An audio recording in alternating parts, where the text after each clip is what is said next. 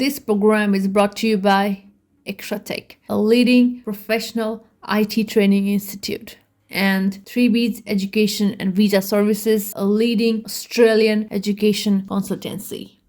Namaste and welcome to another episode of the Influence Academy with myself, Anusha. Tonight, I'm accompanied by Mr. Akansh Prasai. He is an aspiring entrepreneur. He led and managed various group of IT companies back in India. His entrepreneurial journey started when he founded his own technology recruitment firm in Australia back in 2014. An entrepreneur's life is not enviable, at least in the beginnings. It's straightforward to get discouraged. As most entrepreneurs have hard times owning one company, Akansh co-founds and manages 3. In tonight's episode, we'll talk about his extraordinary journey and his mantras for successful startup business. A quick mention to our sponsors, Extratech, a leading IT job-ready training institute in Australia, and 3B's Education and Visa Services, a leading educational consultancy in Australia. How are you this evening, Mr. Akansh? Oh, very well. Thank you, Anusha. Thank you for having me here. It's a pleasure to be here. Thank you. It's amazing to have you in our studio. Oh, thank you. Yeah, I'm glad to be here. Thank you. Thanks for inviting me. You had a very keen interest in IT from an early age, and That's right. I read an interesting thing in your LinkedIn that you disassembled Nintendo DS just to see how it works and That's try right. to put it back. That That's right. was fascinating and Yeah. how engineering of you. So, did you achieve the outcome you envisioned? Not really. So that was basically, I used to get in all sorts of trouble. So I've always been fascinated by technology and how things work. So as a kid, kind of my parents bought me a brand new Nintendo. You know, we used to have those Nintendo games back then. And then I decided one day, oh, let's find out how it works. I decided to open it up completely. Unfortunately, I didn't manage to put it back together. So I did get into trouble for that. But yeah, I've always been trying to do different things. It's kind of always excites me. Okay. Yeah. So, and also tell us something about your passion for IT. Yeah, so I kind of, I was doing my bachelor's in IT back in India, and I started my career with a company called Wipro as a technology support and kind of technology sales consultant. And that's when I kind of, got into the world of IT, right, and learning about all these applications, all these technologies, and I was just completely fascinated by it. That's how basically I got into the whole IT environment. And, for me, IT has always been kind of a thing that, it's not everything, but it supports and helps businesses and people as well, like making life easier for them. And that's the kind of, the journey that I thought is just amazing. And, that's how I started. So. I think you are lucky that you found your passion in IT. Yeah. World is digital. I know, yeah. World is digital, and I think people who have passion for IT have a very good career ahead of them because every business use IT. Correct. Right. Okay, so you had a very successful career in India. So help us understand the work that you did there. All right. So as I mentioned, so in India, I was doing a lot of technology support and also technology sales as well. So I was working for a telco company in the US where we were doing phone lines, internet. Back then we had ADSLs and T1 lines, which we now call as high-speed broadband, right? So that's what I was doing. And then when we moved to Australia, and I was never planning on, going into recruitment, right? So that's something that I just bumped into. And I just really enjoyed the work, especially because it was an IT recruitment, being able to talk to these amazing people, very talented people, and learning about all these new technologies, applications. That was obviously something that really interested me. And the second part was, again, being able to help people, because I'm a very people person, so I enjoy learning from other people, being in the company, and being able to help these people find the right opportunity towards their career, helping them learn and grow and develop. That was just the icing on the cake, where I enjoy the technology bit, and then the people kind of skills came naturally, and being able to help them, they just married together really well. So since then, I've never looked back, you know. So, but yeah, like I said, I never planned on being an IT recruiter. It's something which happened, and I'm glad it did, because I've really enjoyed my time in IT recruitment. I still do, and yeah, we'll see how we go, but so far so good. Yeah. Okay, so talking about your venture, you are a director at Talent Crowd, Correct. which is a recruitment agency Correct. that helps businesses find talented IT professionals. Correct. Right? That's right. And also, you had a promising job in an recruitment company as well, and you eventually left that job to start your own. Correct. So, what are the obstacles? So, what sort of obstacles or limit roles that compelled you to, start your own? Right, very good question. Thank you. So, look, I've been fortunate enough to learn from some of the best technology recruiters in Australia. Okay, they're amazing people. So they trained me. They kind of got me into the world, and I did, fairly well in these organizations. Now, when I started my own company, Talent Crowd came a bit later, but prior to that, I started a company. When I started on my own, it was called Creativity Consulting, right? So that's how I started. But the reason why I initially, decided to start my own company was, although I really enjoyed working for these companies, these amazing people, one of the things that I realized was it was kind of a lot of times, 90% of the times, it was all about numbers on the board, just talking about dollars.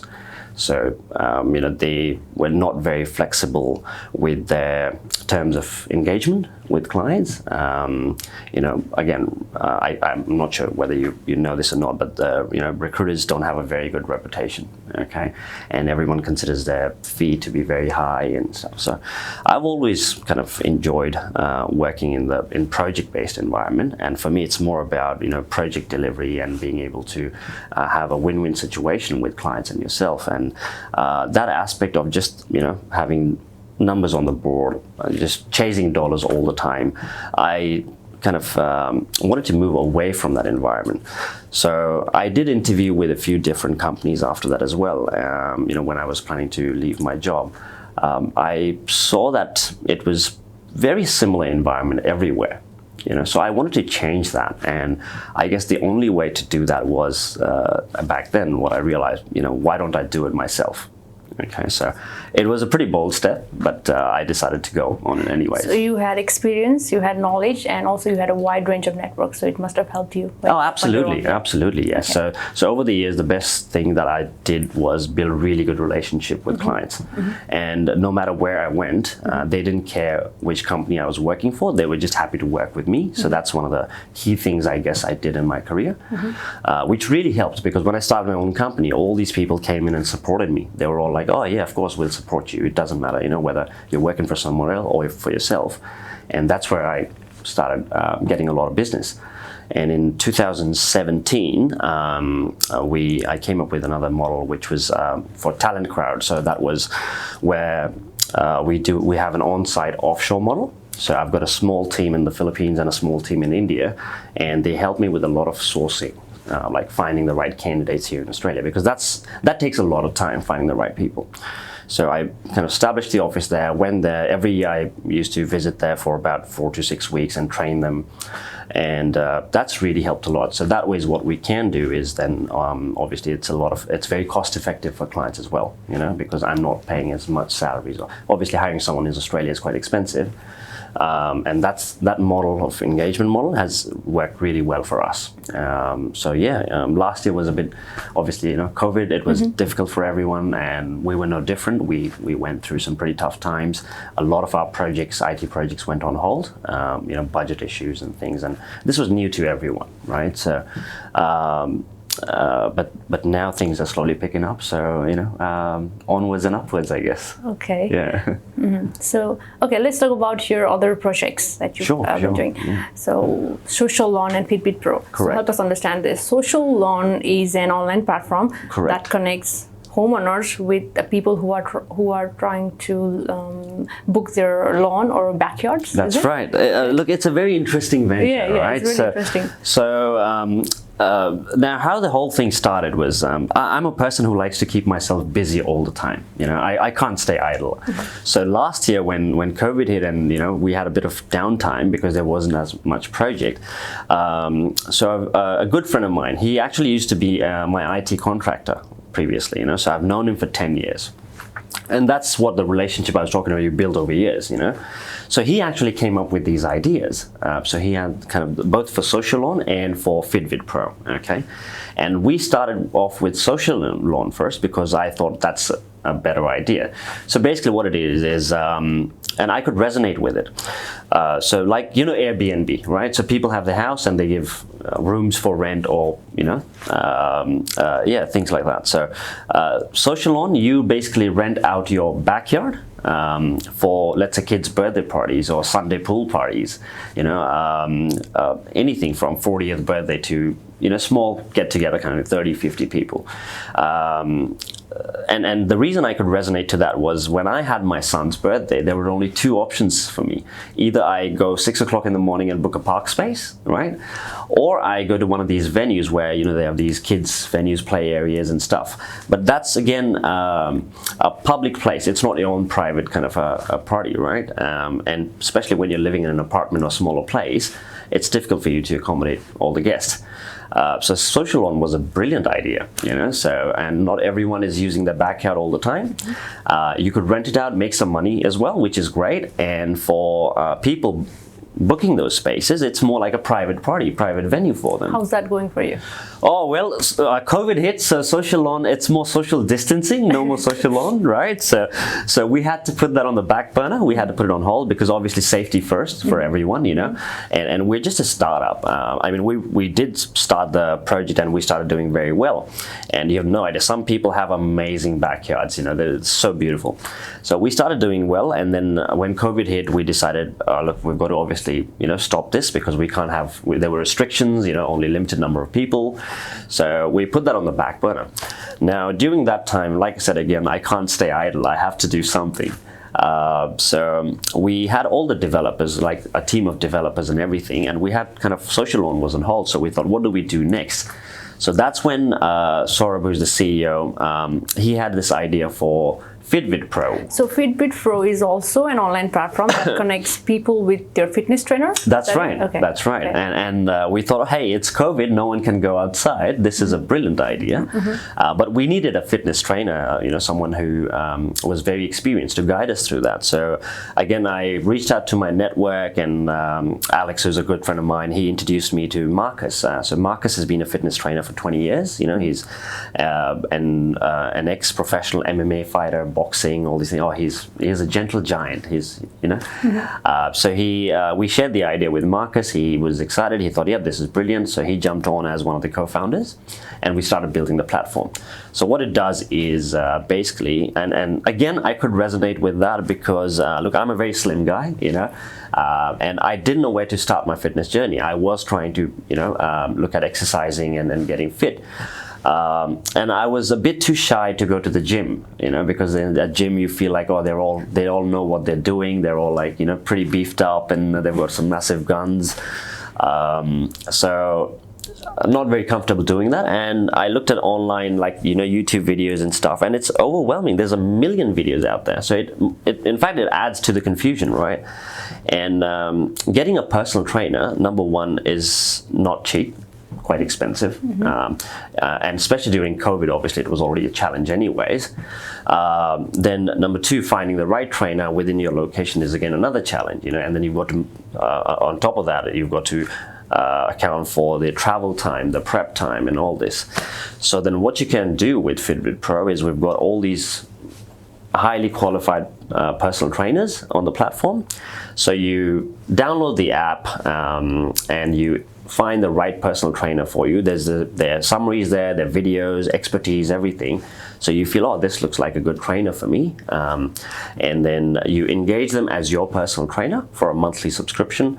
So you then add your goals and your fitness goals, your dietary preferences, right? All those things. Anything that you would basically have a conversation with your personal trainer one-to-one. This is what I want to achieve. So the same things you'd fill in there, and the trainer will create create a personalized program for you according to your goals and even your diet plans and stuff, and also check in with you regularly. They'll also send you step-by-step exercise videos, like, because you don't know how to do these exercises, right? So they'll send you all those, whether you're working out at home or in the gym, according to that. So yeah, it's been an exciting journey so far. So we initially launched an MVP, which is a minimum viable product, because we had all these feature lists, but as a startup, it's expensive to build the whole bells and whistles. You just want to validate your idea first.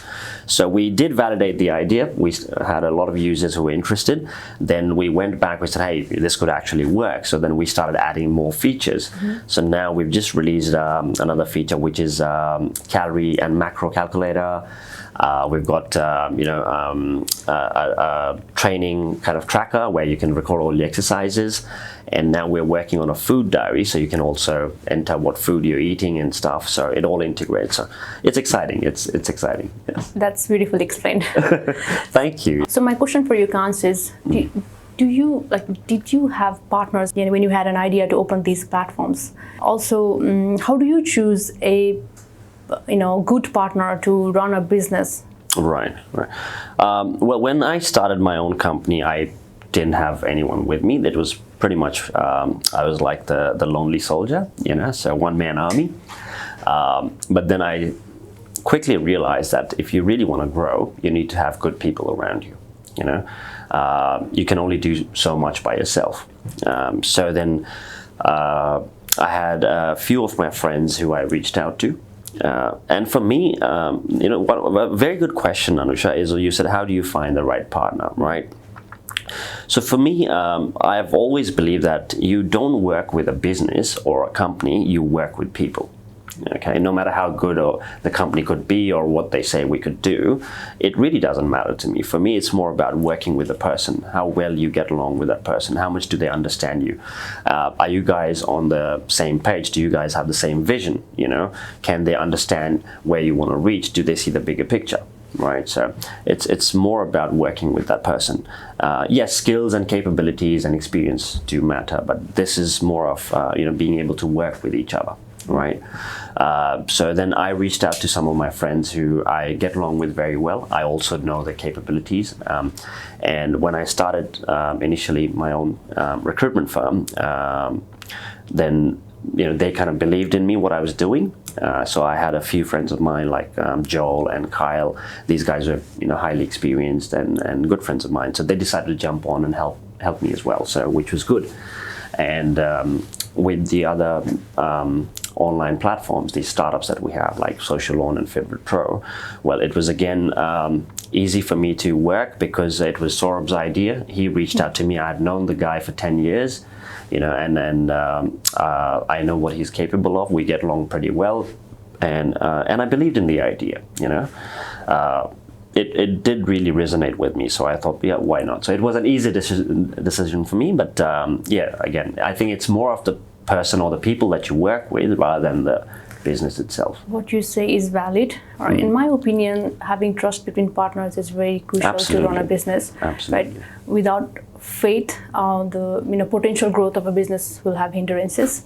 And I think if you have a partner who have certain skills which you don't, which you lack, I think that will be very beneficial. Oh, absolutely, 100%. Correct. Yeah. So having worked for someone else's company and having your own companies, right? So you must have a wide variety of career expertise. So what are the challenges and opportunities working for someone else's company and working for your own company? Right. Okay. So working for someone else, I think there's also a lot of benefits to that, because then you get all these mentors there, people who've been there and who've done that, and they support you, they help you, they guide you. And I believe that mentorship is so important in someone's career. And I was fortunate enough, like I said earlier, fortunate enough to be trained by some of the best people in Australia, in recruitment. But also there are limitations where, you're most of the time focused within a certain area only, within that area of what you're doing, right?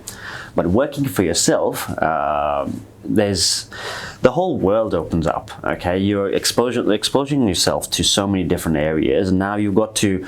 I'm the janitor in the company. I'm the director in the company. I'm the tech guy. You know, I'm the customer service guy. So you've got to. I'm the legal guy. I'm the accounting guy. So you've got to look after everything in the business. And I just learned so much. So and that's one thing I never stop learning. I'm always learning about things, and that excites me. You know, so I was getting to. It was a challenge. Yes, absolutely. Or you know, did I struggle? Yes, I did massively. You know, but I really enjoyed the journey, and you know, you learn so much. And even today, I'm learning every day. So, for example, with the startup with Fitbit Pro now, I'm also now designing the UI for the app, right? I have no clue how to do that, but I kind of, you know, train myself, watch videos on YouTube and learn this and talk to people. How do you do that? So now I'm the designer in the team. I'm like, what? How did this happen? But then see, it's exciting. There are limitation challenges, but you also push yourself. Like Marcus has his own set of skill set, right? He brings that expertise. Saurabh has his own skill set. I have my own, but at the same time, we're all pushing ourselves and trying to learn different things as well, so we can help the business grow. So it's very exciting. It is challenging, yes, no doubt. But you know, where there's a will, there's a way, right? So, I mean, taking risks also take a considerable part to be on top of things, right? Yeah, of course. And look, for anyone out there, even with your viewers and young entrepreneurs now, and I meet some amazing people every day. You know, all the startups. I'm a part of a lot of these startup communities as well. And when I meet them, one of the biggest kind of advice that I can give them is just do it. Like, you've got to you have to step outside of your comfort zone. Yes, you may have a job or you're comfortable with it, but if you want to do something, you have to push yourself. You have to take that risk. You have to take a leap of faith. You can't just be comfortable and think, oh, it'll happen, or I'll do it tomorrow, or until the right time comes in. There's never a right time. It's now. That's it. And you're never going to find that perfect moment, perfect partner, perfect person to help you with it. It's a continuous learning process. So you have to, I guess, just jump in. I admire these people who build startup from scratch. And my analogy is that building a business is not less of a task than building a motorized vehicle from scratch. For a car to perform well, it needs to be maintained and repaired periodically, right? So, in your opinion, what are the key aspects that are likely to fail in a startup, and what are the things that need to improve or irritated constantly? Right. No, that's good. See, again, like you mentioned, the analogy of a car, good example, because there's so many moving parts, right? And you've got to make sure every part is doing its job. And in a startup, it's the same thing. Okay, so like I said, we divided responsibilities. There's so many areas, and as a person, you can only do, you only have certain talent and expertise to do that, right? So you need a good team around you. A lot of startups, I think, and this is again coming from some of the, kind of venture capitalists and people who've been there and done that, these guys are gurus of startup, and even I watch a lot of videos. The team, Saurabh, Marcus, we share a lot of information between us, and I feel that a lot of startups, the ones that are successful, what's the difference, if you ask me, about how to become a successful startup and the ones that fail, right? So there's no kind of in between. Either you do it or you don't. The successful ones, basically, sorry for the language, but they get shit done. Okay, so they learn. They're always learning and developing their skill set. And when they talk to mentors, and basically they give them some ideas or some advice on, hey, this is a great product. Have you tried doing this? Right? 2 weeks later, you come back, and the difference is the successful ones, they've implemented that. I don't know how they found the time. They found a way to do it. They've tried and tested. Maybe it didn't work, but they found out that, yes, we've tried this. It didn't work. There's another group of people who would be like, give you all sorts of excuses. Oh, we didn't have the time to do it. We didn't have the resources to do it, right? Or we were trying to do that first and then not this, So that's I think the key difference. So the successful ones, basically, they get shit done. It may work, may not work, doesn't matter, but at least you've tried it. And then you've learned from that experience. And then you go on and try something else, But you're constantly pushing your boundaries. I think that's the key difference. So I think, in my opinion, every company should establish their mission and vision first, right? Yeah, sure. And and also like a lead generation pipeline needs to be Correct, yeah. established. That's right, And also yeah. a top-notch customer service. Oh, I think those are key, the basic that's right. things for a successful business. I agree with you, Anusha. Absolutely. Customer service, number one, yes, because like I said earlier, people work with people, and if you give them, there may be some kind of flaws in your platform or your service, or, you may not be able to deliver 100%. But even if you do 80%, 90%, but, your customer service, your relationship, you're being honest, you're being truthful, you've got build that trust with your customer, they would still work with you. They would be very forgiving. They would be like, you know what, I understand.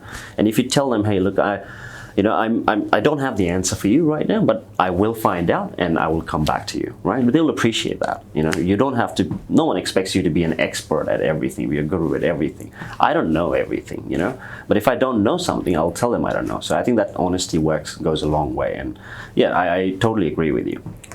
So coming back to your recruitment business, Akansh, and I think you are the best person to ask this question. Okay. What are the emerging roles that the companies currently seek in IT? Okay.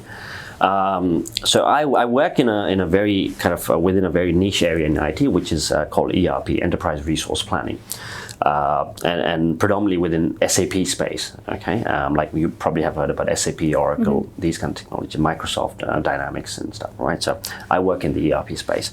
But at the same time, because a lot of companies who use ERP are massive global organizations, they come to me because I'm their partner, so they come to me asking for help within other areas as well. Yes, that ERP is a huge market anyways, all the government agencies use that. We have some big government clients as well. All the energy and utilities companies use that. But also I feel that the emerging market right now is also, we need a lot of developers, programmers, UX, UI designers, project managers. So these are something I think there's a lot of opportunity in that.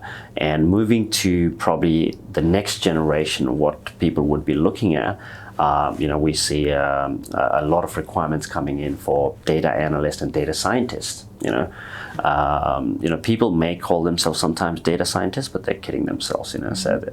But yes, there's a lot of opportunities in those areas as well.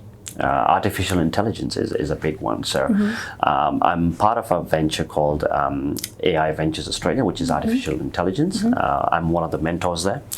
And these guys are amazing. So with this machine learning, many of the jobs will get replaced. But it will also open jobs which do not exist yet. That's right, Anusha. People think, the machine is going to come in and they're going to take away our jobs. And for example, I'll give you an example. So when ATM machines came in, all the tellers lost their job.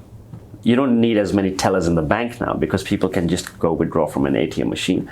But imagine the amount of opportunities it's created as well. New job, people had to upskill themselves. They had to move into different areas.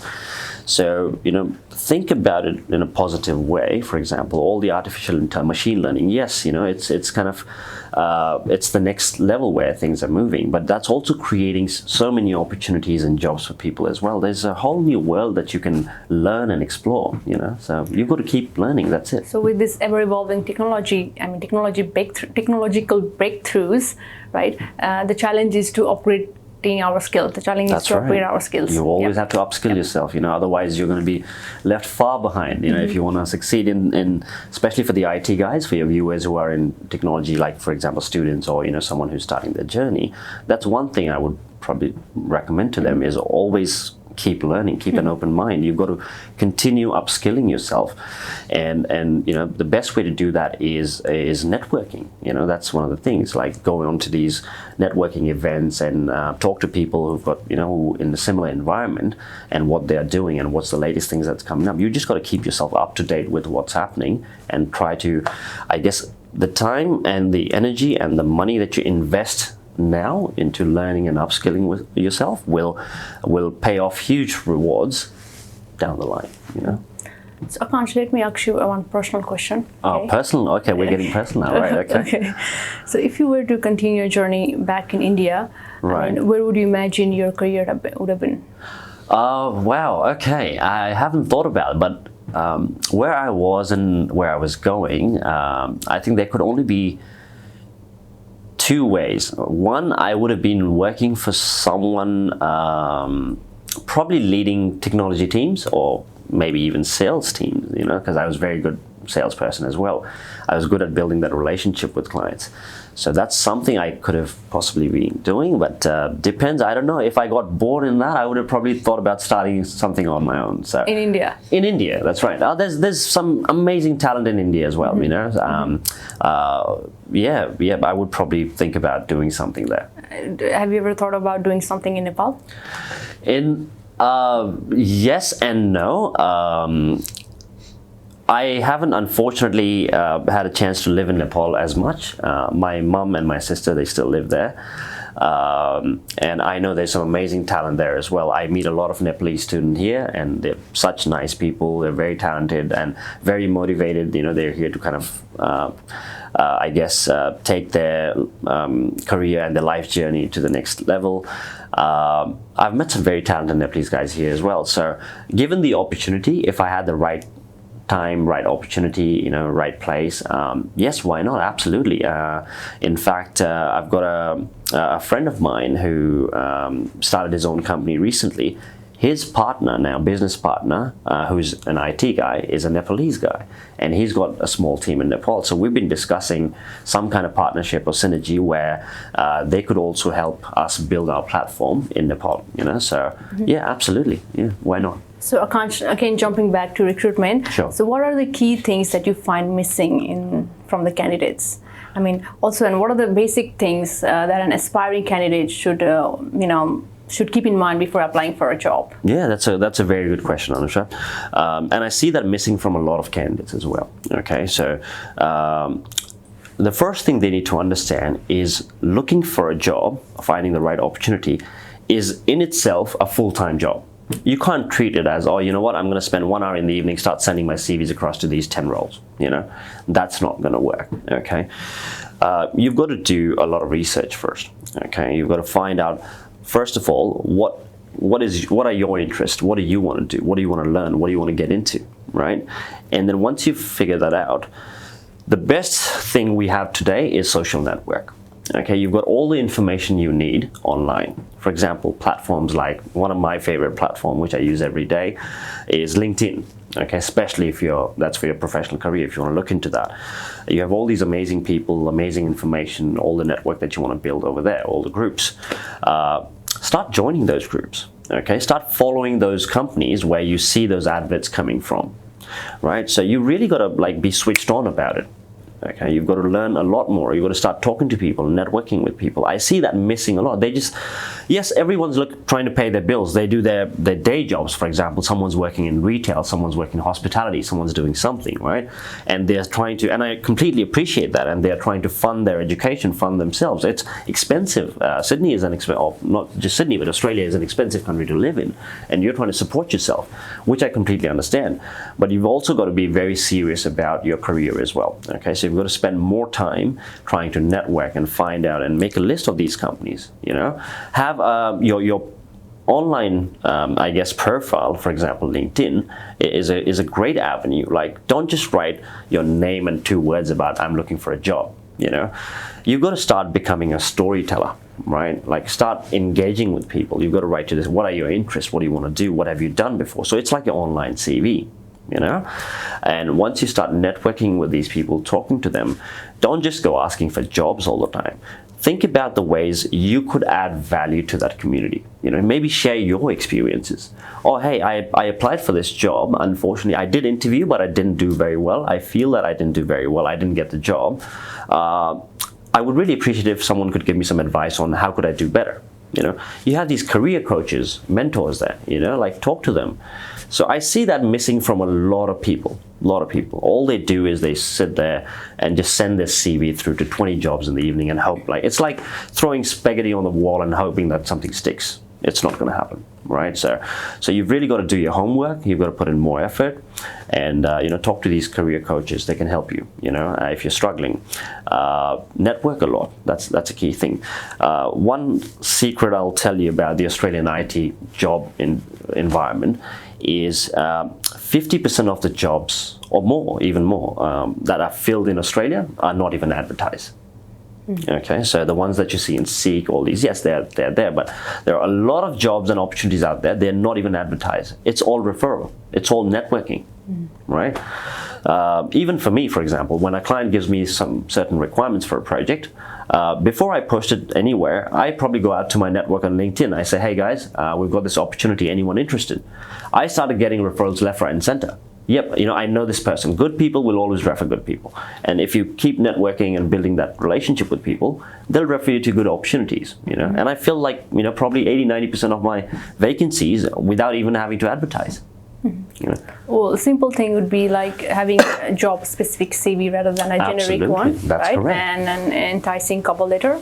That goes a long way. Absolutely. I'll show you spot on. So again, like I said, don't just send your one CV format to 20 jobs.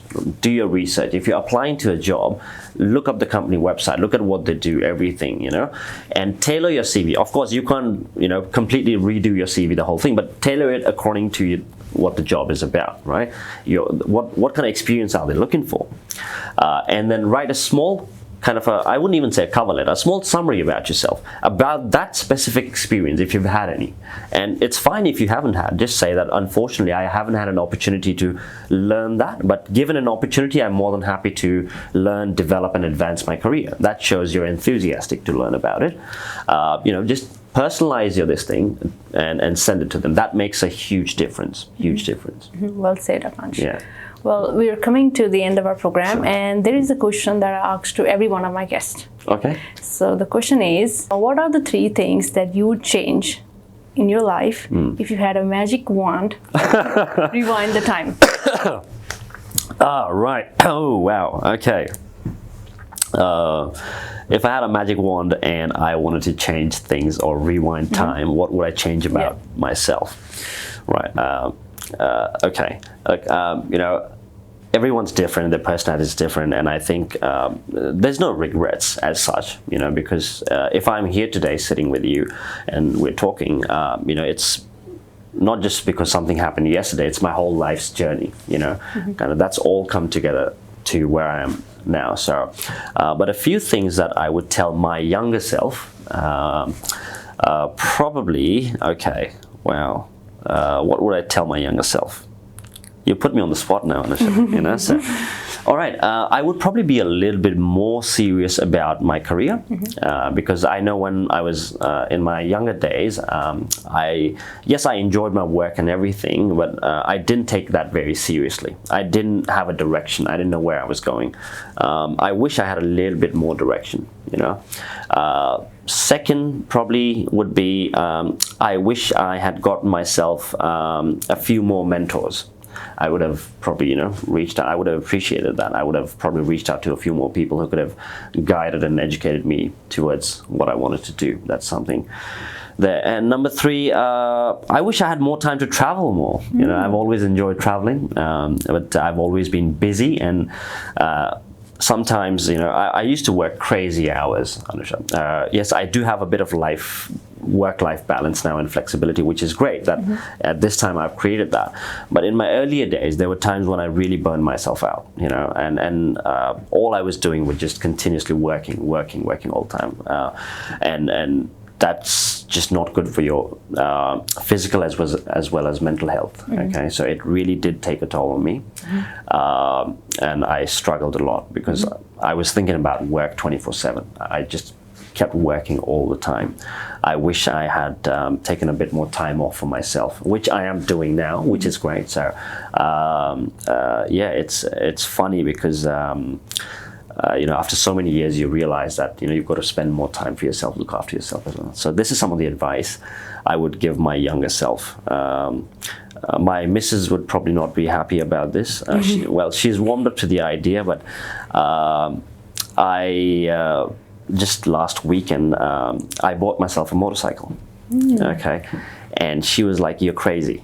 right? So after 20 years, I bought myself a motorcycle. I thought I'm gonna go back into riding, and I'll enjoy my Sunday morning rides. I've got a few friends who go for Sunday morning rides, and I'll start that. You know, Motorbike you use for weekends? Just weekends, like Sunday morning rides, and that's going to be my time. Okay. You know, look, you're so busy with work and family and everything the whole time, right? You need a break. Okay, you need to switch off.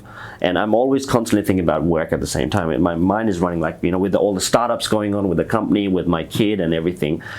You're constantly just, you know, moving on and on. So you need to take a break, relax, right? So I thought this would be my time. It's something I've always enjoyed doing. So it took me a month to convince my wife that, you know, I want to get a motorcycle, which she finally agreed to. And then I bought a motorcycle. I think she's concerned about your safety. Oh, yes, absolutely. Of course. Yeah, she is. Because, you know, in my earlier days, that was one thing that I did. I was young and stupid, and I used to go on these crazy motorcycle rides, you know, which was not good. Okay, so that's when she kind of banned me from riding. It's been 20 years, but now you're a lot more mature, you've got kids and everything, so it's more about my easy Sunday morning rides and stuff. But we'll see how we go. So I haven't gone on my first ride yet, so I just got it last weekend, but we'll see. That's all my friends are excited about it. Some of them like, you're crazy, mate, like, what are you doing, you know? But we'll see, you know. Yeah. Wow. You don't try, you never know, right? So thank you for sharing those experiences with us, Akansh. Oh, thank you. Thank you. And also, would you like to say some few words to our viewers? Oh, well, guys, you know, I think I've already said quite a lot, but yes, biggest, I guess my advice would be if you're trying to, for example, if you're looking for a job, you've got to spend more time, do your research, do your homework, network a lot. That will really help, you know. Especially in Australia, it's a smaller market. If you're working in IT or any niche areas, after a certain time, everyone knows everyone. You know, build that trust, build that kind of transparency, honesty. That really goes a long way in your career. And if you are someone who's planning on starting, you're on your entrepreneurial journey and you're trying to start something of your own. Again, you can't do everything by yourself. You've got to have good people around you. Try and find some mentors. They would really help you. You know, if I'm always here, if you need any feedback, if you want to share experiences, suggestions, advice, I'm more than happy to share my experiences with you.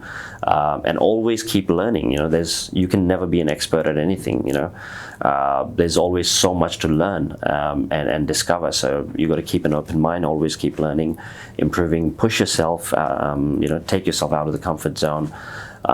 That's, I guess, my biggest advice to you guys. And all the best. You know, so yeah, hope you do well. Thank you, Akansh, for sharing your time with us. Sure, thank you. And, you know, sharing your expertise with us. Oh, thank you. It's been a pleasure. Thank you for having me. Accepting our invitation, and we wish you all the very best for your interviews. Thank you very much, and I wish you all the best too. You guys are doing an amazing job, and I know you are a startup yourself as well with the whole this environment that you're doing. I appreciate that. If there's anything that I can support you guys with, please, you know, don't hesitate to give me a shout.